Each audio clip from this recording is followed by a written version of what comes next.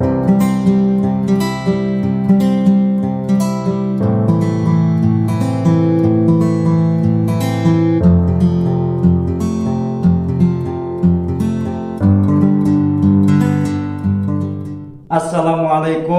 warahmatullahi wabarakatuh. Yang terhormat dosen penguji uji kinerja PPG dalam jabatan tahun 2022. Pada kesempatan kali ini saya akan memperkenalkan diri saya. Nama saya Uan Saiful Anwar SPDI. Saya adalah guru dari Mandua Pangandaran, Kecamatan Langkap Lancar, Kabupaten Pangandaran, Provinsi Jawa Barat, sekaligus mahasiswa PPG dalam jabatan tahun 2022 angkatan pertama Prodi Al-Quran Hadis di LPTK UIN Syarif Hidayatullah Jakarta. Pada hari ini, Senin tanggal 18 Juli tahun 2022, saya akan melaksanakan praktek pembelajaran untuk memenuhi salah satu tugas uji kinerja atau UKIN PPG dalam jabatan tahun 2022 angkatan pertama dengan mengambil pokok bahasan Al-Quran Kitabku dan subpokok bahasan pengertian Al-Quran. Oleh karena itu, mohon arahan dan bimbingannya agar praktek pembelajaran ke depan bisa lebih baik lagi. Untuk lebih jelasnya, berikut adalah video praktek pembelajarannya. Terima kasih. Wassalamualaikum warahmatullahi wabarakatuh. Waalaikumsalam warahmatullahi wabarakatuh. Selamat pagi. Selamat pagi. Bagaimana kabarnya hari ini? Alhamdulillah luar biasa. Allahu Akbar. Alhamdulillahirrahmanirrahim. Pada hari ini kita bisa bersama-sama kembali dalam pelajaran Al-Quran Hadis di pertemuan awal ya, semester ganjil. Ini kelas 10 pastinya siswa baru ya di Mandua Pangandaran ini. Semoga dengan datangnya ke sini kita mendapatkan ridha Allah dan niat kita untuk beribadah dan bertemu kepada Allah SWT. Siap? Siap. Sebelum kita mulai pada pembelajaran, supaya mendapatkan barakah mengharap dari Allah SWT, kita mulai dengan pembacaan doa ya. Kita awali dengan ta'awudz dan basmalah. A'udzu billahi minasy syaithanir rajim. Bismillahirrahmanirrahim. Rabbi shrah li sadri wa yassir li amri wahlul 'uqdatam min lisani yafqahu qawli. Ya Fattahu ya Alim. Alhamdulillah, amin. Semoga dengan doa tadi Allah senantiasa memberikan barakah untuk kita semua. Amin. Amin. Sebelum dilanjutkan pada materi pembelajaran, Bapak akan cek dulu kehadirannya ya. Siap. Pada hari ini.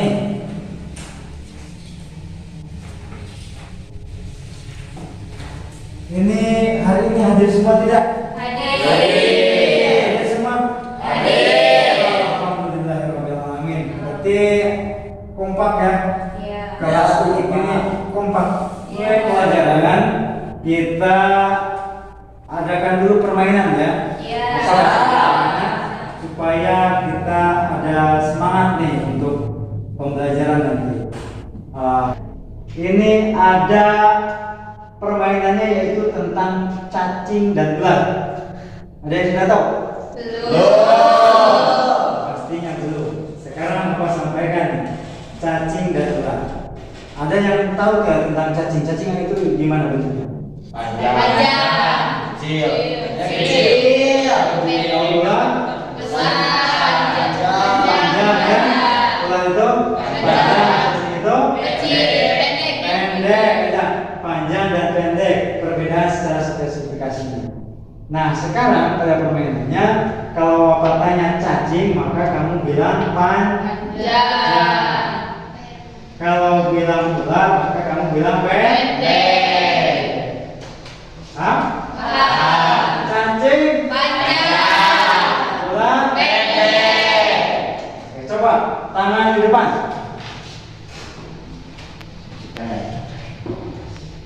Cacing Panjang. ular Pendek. cacing Panjang. cacing. Panjang. Oke, paham? Sekarang Bapak coba akan ditunjuk satu orang ya, yang Bapak tunjuk berarti itu yang memberagakan. Oke, konsentrasi. Jam tangan di depan, tangan di depan. Cacing, ular, ular, cacing. Cacing, ular, ular, cacing, ular. Pendek. Bapak sampai lambat. Itu percobaan dulu. Sekarang permainannya. Ya. Oke. Cacing, ular, ular, cacing, cacing, ular, ular, cacing, cacing. Pendek. Harusnya ini benar nggak? Salah. Harusnya Panjang. panjang. Pendek. Cukup cacing.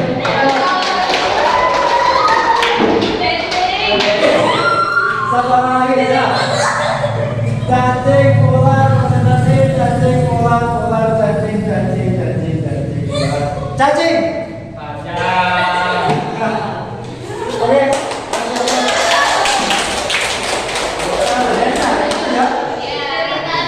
Oke, itu berarti kurang konsentrasi, salah itu harusnya. Cacing itu jangan ngomong permainan yang barusan itu melatih kita untuk fokus, oke, supaya kalian siap menerima materi yang disampaikan oleh guru. Jadi perhatikan ya, biar mudah nanti dalam menyerap ilmu yang disampaikan oleh guru. Siap untuk belajar? Siap. Baiklah, untuk sekarang kita akan mempelajari pada pertemuan pertama ini akan mempelajari tentang materi pokok, yaitu kitab Al-Quran, kitab sekalian. Pada kesempatan kali ini kita akan memulai pembelajarannya pada pelajaran Al-Quran hadis di materi awal, yaitu tentang Al-Quran kitabku. Dan sebelum dilanjutkan pada materi, apa akan sampaikan dulu mengenai kompetensi dasar, kemudian indikator pembelajaran dan tujuan pembelajaran. Nah, pertama, kompetensi dasar yang akan kita pelajari itu 3.1, yaitu tentang memahami pengertian Al-Quran menurut para ulama, dan 4.1-nya yaitu menyajikan pengertian Al-Quran yang disampaikan para ulama. Itu kompetensi dasar. Untuk selanjutnya tentang indikator pembelajaran. Pertama, mengidentifikasi pengertian Al-Quran menurut para ulama. Yang kedua, menguraikan pengertian Al-Quran menurut para ulama. Dan yang ketiga, menelaah pengertian Al-Quran menurut para ulama. Dan yang terakhir, mempresentasikan pengertian Al-Quran menurut para ulama. Dan ini tujuan pembelajaran yang akan kita capai, yaitu setelah melakukan pengamatan, menanya, mengeksplorasi, mengasosiasi dan mengkomunikasi dengan model pembelajaran discovery learning dengan metode observasi, diskusi, ceramah, interaktif, presentasi, demonstrasi dan penugasan, diharapkan satu, peserta didik dapat mengidentifikasi pengertian Al-Quran menurut para ulama. Yang kedua, peserta didik dapat menguraikan pengertian Al-Quran menurut para ulama. Dan yang ketiga, peserta didik dapat mempresentasikan pengertian Al-Quran menurut para ulama. Ini tujuan pembelajaran yang harus kita capai. Adapun penilaiannya penilaian pada kali ini yaitu tentang penilaian sikap, penilaian pengetahuan, dan penilaian keterampilan. Itu 3 penilaian yang harus kita capai. Peta konsep pembelajaran kali ini, pertama ini Al-Quran ya, memahami Al-Quran, yaitu yang akan kita pelajari tentang pengertian menurut para ulama.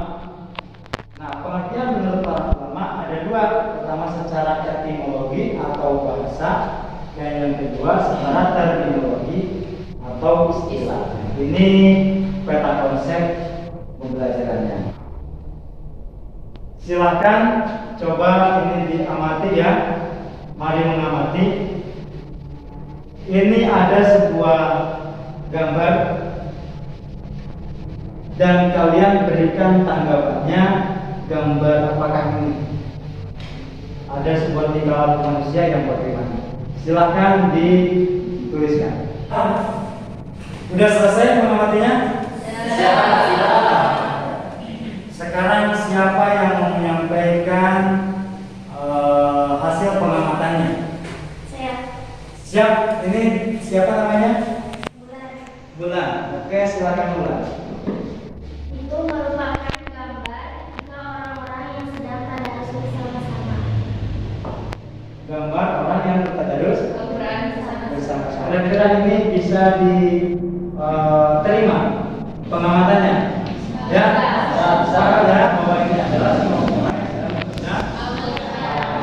Ada pertanyaan? Jawab, Pak. Ya.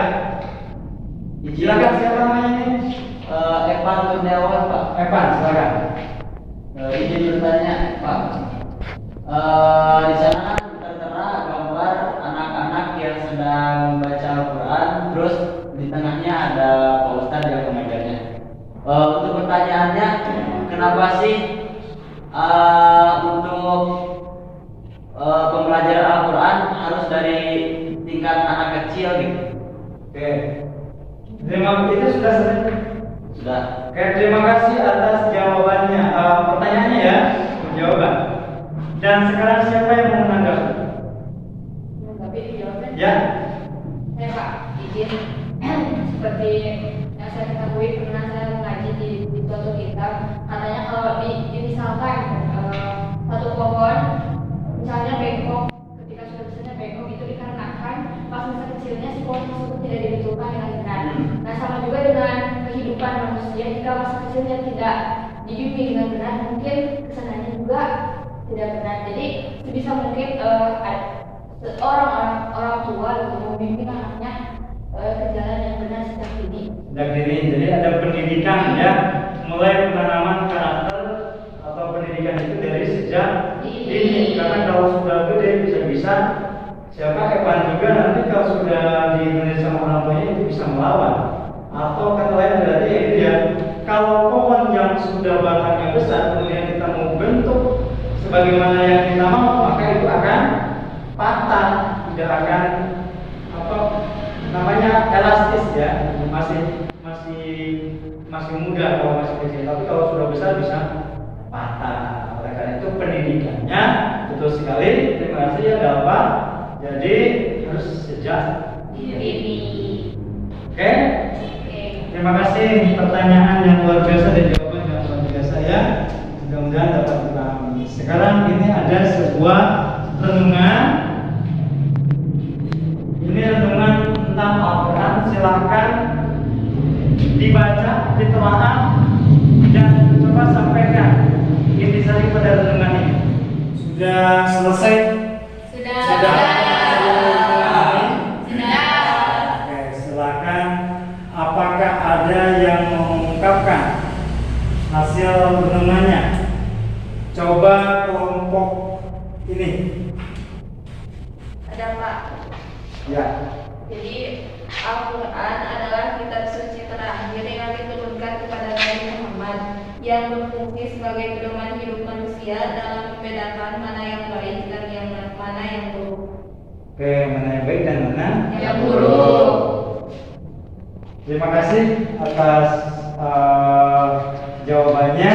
Dari pernyataan atau hasil penelitian dari renungan ini ya, telah yang sudah dilakukan oleh kelompok 1 yang sudah diungkapkan. Adakah yang ingin ditanyakan dari teman-teman yang lain? Saya Pak. Oh iya, Dina ya ini. Iya. Sip. Silakan. Izin bertanya, jadi ini mungkin pertanyaan yang Itu sama itu. Ya. Jadi ini mungkin pertanyaan yang paling dasar ya buat sebagian orang juga. Bagaimana cara kita untuk bisa mencintai Al-Quran? Nah, bagaimana cara supaya kita bisa mencintai Al-Quran? Silakan dijawab dari siapa tadi ya? Izin menjawab Pak. Jadi cara kita mencintai Al-Quran yaitu dengan sering membaca dan memahami isinya seperti pepatah, tak kenal maka tak sayang. Tak kenal maka Tak sayang. sayang. Oke, baiklah, terima kasih. Jawaban yang luar biasa ya, dan ini mudah-mudahan menjadikan ilmu pengetahuan dan sebuah kesadaran bagi kita untuk bisa mempelajari dan mencintai Al-Quran, itu dengan mempelajarinya dan mengamalkan daripada pokok ajaran. Teman-teman sekalian, kita mulai pada pembelajaran. Ya, materi pembelajaran yaitu tentang memahami Al-Quran. Pertama, pengertian Al-Quran. Ini tadi dalam peta konsep bahwa pengertian Al-Quran menurut para ulama itu ada secara etimologi dan juga disampaikan secara Terminologi. Nah, secara etimologi, para ulama itu berbeda pendapat dalam mendefinisikan Al-Quran. Di antaranya, pertama menurut Al-Lihyani. Menurut Al-Lihyani dan segolongan ulama lain, kata Al-Quran adalah bentuk masdar dari kata kerja atau fi'il. Qoro'ah artinya membaca. Dan perubahan bentuk atau perubahan bentuk kata atau tasrif qoro'ah yaqra'u Qur'anan. Dari tasrif tersebut, kata Qur'anan artinya bacaan yang bermakna isim maf'ul, maqru'un. Nah, artinya yang dibaca. Karena Al-Quran itu dibaca, maka dinamailah Al-Quran. Kata tersebut selanjutnya digunakan untuk kitab suci yang diturunkan oleh Allah Subhanahu wa taala kepada Nabi Muhammad sallallahu alaihi wasallam. Ini menurut Al-Lihyani. Yang kedua menurut Al-Asy'ari dan beberapa golongan lain. Jadi kata Al-Quran berasal dari lafaz korona yang berarti menggabungkan sesuatu dengan yang lain. Kemudian kata tersebut dijadikan sebagaimana kalamullah yang diturunkan kepada nabinya, mengingat bahwa surat-suratnya, ayat-ayatnya dan huruf-hurufnya beriring-iringan dan yang satu digabungkan kepada yang lain. Jadi ada kata kemudian menjadi sebuah kalimat, bahkan ayat menjadi surat, gitu ya. Ini menurut Al-Asy'ari. Selanjutnya menurut Al-Faroq, kata Al-Quran berasal dari kata qoro'inu, merupakan bentuk jamak dari kata qorinah yang berarti petunjuk atau indikasi. Nah, mengingat bahwa ayat-ayat Al-Quran itu satu sama lain saling membenarkan dan kemudian dijadikan nama bagi kalamullah yang diturunkan kepada Nabi Muhammad sallallahu alaihi wasallam. Menurut Al-Juzari, kata Al-Quran itu berasal dari atau dikatakan dengan kata sifat dari Al-Qur'u yang sewajan seimbang dengan kata ulan yang artinya al-jam'u, kumpulan. Selanjutnya kata tersebut digunakan sebagai salah satu nama bagi kitab suci yang diturunkan kepada Nabi Muhammad sallallahu alaihi wasallam. Karena Al-Quran terdiri dari kumpulan surat dan ayat, memuat kisah-kisah, perintah dan larangan ya dalam Al-Quran itu, dan mengumpulkan intisari dari kitab-kitab sebelumnya. Yang kita kenal kitab sebelumnya yang diturunkan oleh Allah kepada nabi-nabi itu siapa? Apa saja? Nabi-nabi itu. Taurat, Injil, Zabur,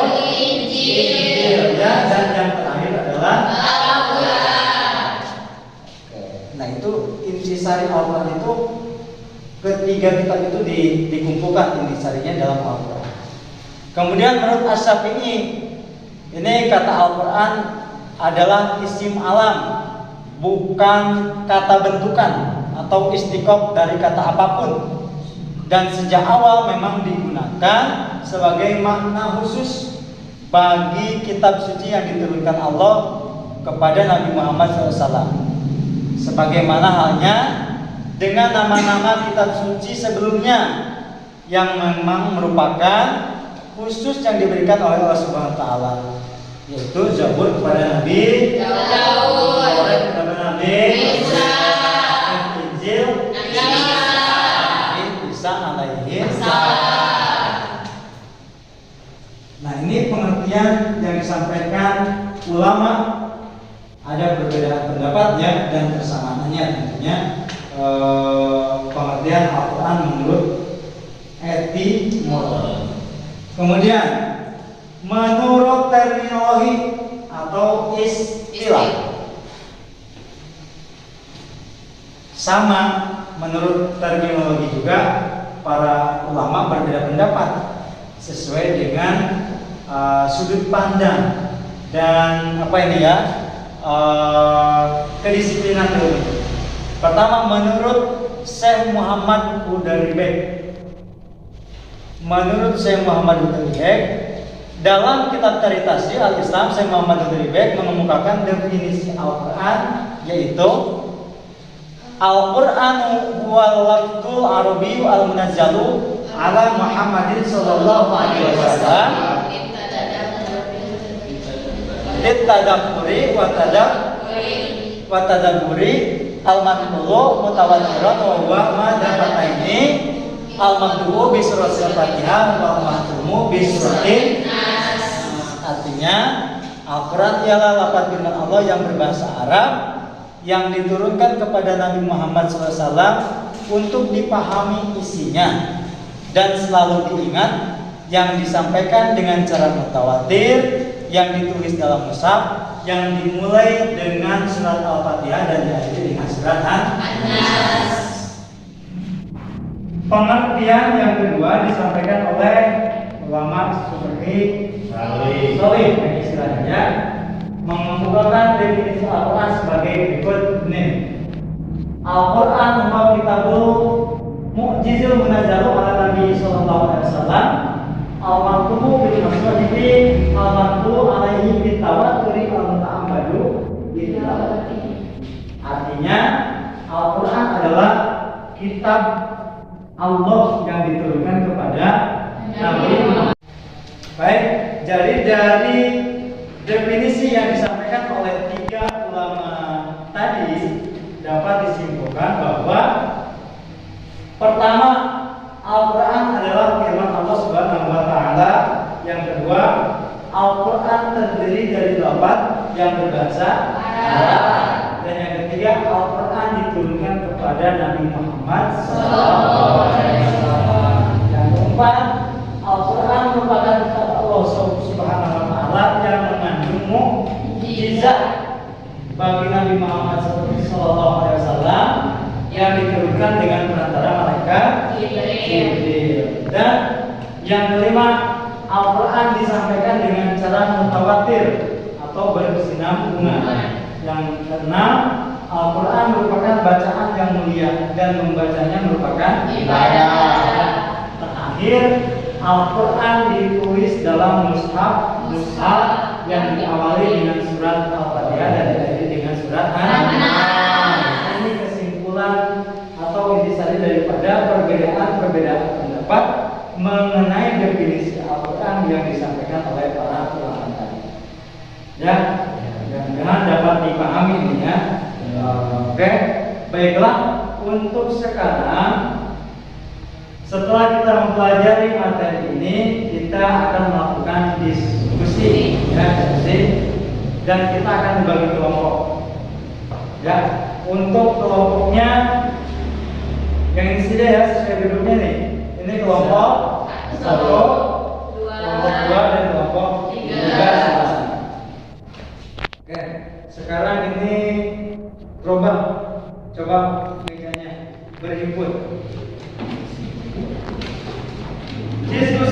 dengan kelompokmu dan berikan pertanyaannya. Mengapa, perhatikan ya, mengapa Al-Quran berlafaz bahasa Arab dan bersifat universal? Ini kan tadi dalam pengertiannya ada yang berbahasa Arab ya. Jadi mengapa Al-Quran berbahasa Arab dan bersifat universal? Coba silakan cari jawabannya. Selamat mengerjakan.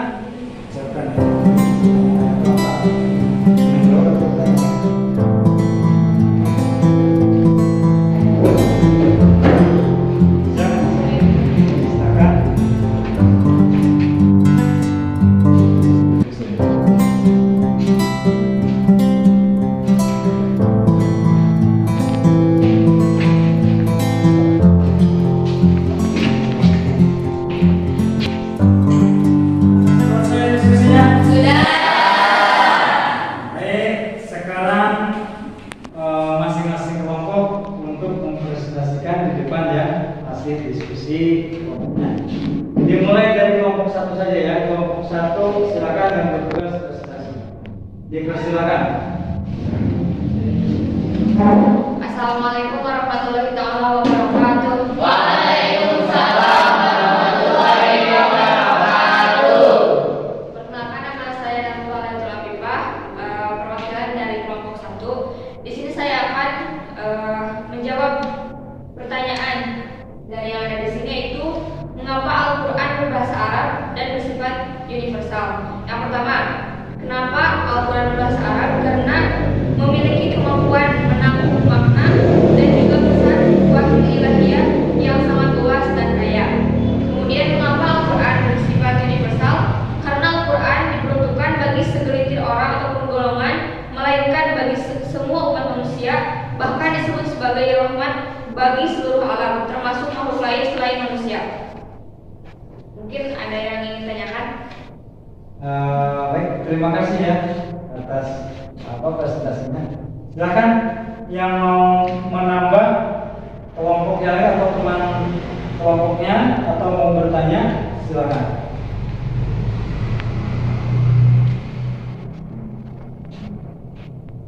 Silakan.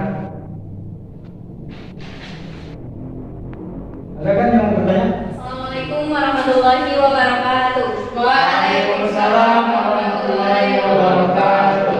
Perkenalkan, saya Dina Nurhidah dari kelompok 2. Di sini saya akan memaparkan hasil dari diskusi kami terkait dengan mengapa Al-Quran berbahasa Arab. Itu dikarenakan Al-Quran diturunkan di tanah suci Arab kepada nabi yang berasal dari keturunan bangsa Arab.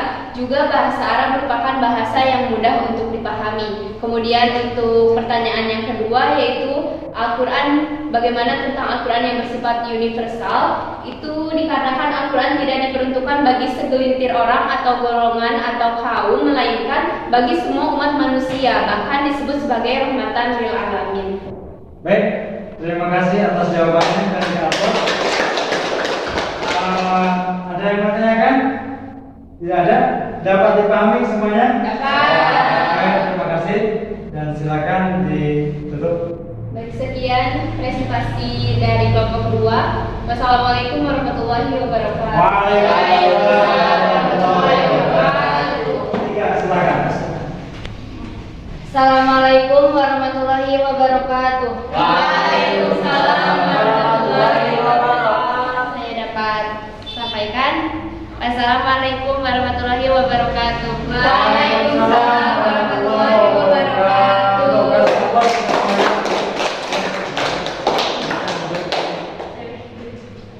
Baik, terima kasih pada semuanya. Jawaban dan pendapat yang luar biasa ya hasil diskusi kelompoknya. Ini mengenai, kita akan simpulkan mengenai mengapa Al-Quran berlafaz bahasa Arab dan bersifat universal. Apa ambil pertanyaan ini sebenarnya karena tadi dari definisi Al-Quran yang disampaikan oleh para ulama ada istilah bahasa Arab. Jadi lebih menarik ini kenapa bahasa Arab kok tidak bahasa Inggris atau bahasa-bahasa yang lainnya. Nah, tadi yang sudah disampaikan oleh dari masing-masing kelompok bahwa memang dengan bahasa Arab itu, memang bahasa Arab itu adalah bahasa yang salah satu bahasa yang kaya akan kosakatanya. Kemudian Al-Quran juga diturunkan di Mekah ya, di Mekah itu Jazirah Arab termasuk.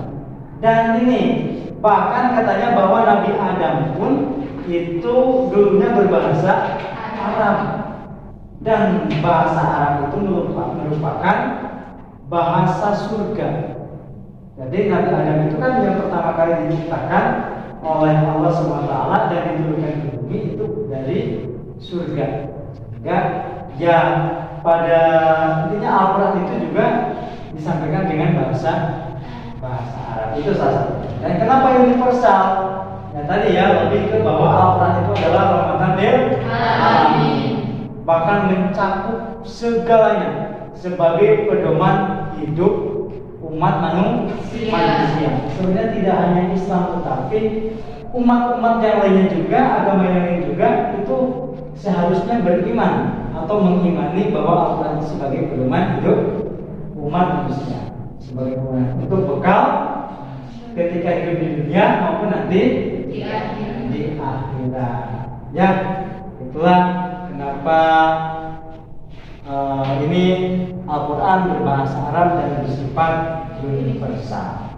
Baik, demikian untuk materinya yang bisa Bapak sampaikan pada kesempatan hari ini. Dan oh iya, tidak lupa ya, nanti itu ada tugas yang mau Bapak akan Bapak kirim nanti ya, bisa lewat WA group dan kemudian dikerjakan dan nanti disampaikan minggu depan ke Bapak ya. Sebelum diakhiri, apa akan memberikan tantangan ya kepada kalian, dan siapa yang berani maka akan apa kasih reward. Kategorinya ada 2. Ini cepat ya, paling cepat berarti dia paling yang diizinkan dan nanti yang dapat reward. Yang pertama yang siap menjawab, yang bertanya, yang mau bertanya, yang kedua dan siap menjawab daripada pertanyaan. Kayak gitu. Oke, siap? Siap. Dimulai dari sekarang. Siapa yang mau bertanya? Bagaimana hukum membaca Al-Quran tanpa mengerti maksudnya? Oke, terima kasih. Apa jelas bagaimana Hukumnya membaca Al-Quran tanpa mengerti maksudnya? Mengerti maksudnya. Oke, terima kasih. Bagus pertanyaannya ya. Bagus. Dan sekarang siapa yang mau menjawab? Yang menjawab. Wah, ini sudah ada nih yang mau menjawab. Ini sudah ya, Dina. Dina, oke, silakan Dina. Jadi hukum membaca Al-Quran tanpa mengetahui maknanya itu, Al-Quran kan merupakan kitab suci yang meskipun kita baca tanpa tahu artinya kita mendapatkan nilai pahala. Nah, dari yang saya pernah baca, kalau satu huruf Al-Quran yang kita baca itu mendapat 10 kali lipat pahala. Apalagi kalau misalkan kita dapat mentadaburi atau memahami maknanya, tentu pahalanya akan semakin berlipat ganda. Oke, terima kasih ya. Aplaus untuk kedua teman kita. Oke, Bapak, Bapak akan kasih atas pertanyaan ya. Ada 2 orang. Tadi ada 2 kategori ya yang akan mendapatkan reward, yang bertanya dan yang menjawab. Sudah. Ini kenapa yang lainnya? Mohon maaf ya, tadi udah mengacungkan tangan, tapi ini yang duluan. Kita sudah sepakat yang duluan. Oke? Nah, ini bagian.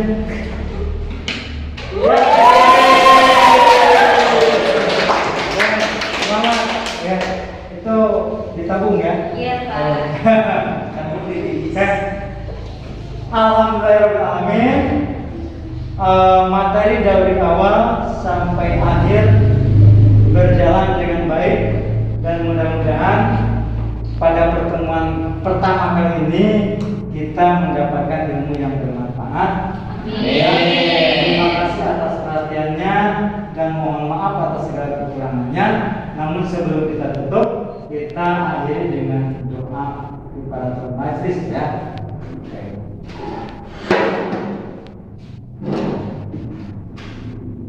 Berdoa mulai.